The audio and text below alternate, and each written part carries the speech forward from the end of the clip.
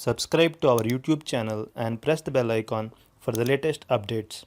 How to allow viewers to clip your content on YouTube. Open your favorite browser. Go to youtube.com. Click on the sign in button at the top right corner of the page. Select the Google account you want to use.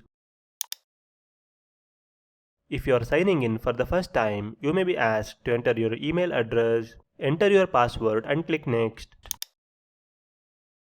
You are signed in to your YouTube account. Now click on your profile picture at the top right corner of the page. Select YouTube Studio from the drop-down menu.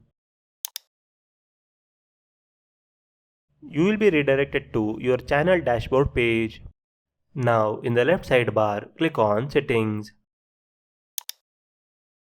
Click on Channel.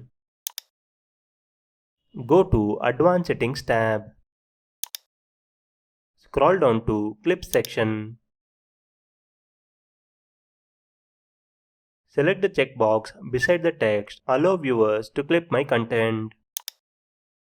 Click Save to apply the changes. That's it, settings is saved. This is how you can allow viewers to clip your content on YouTube. Thank you for watching.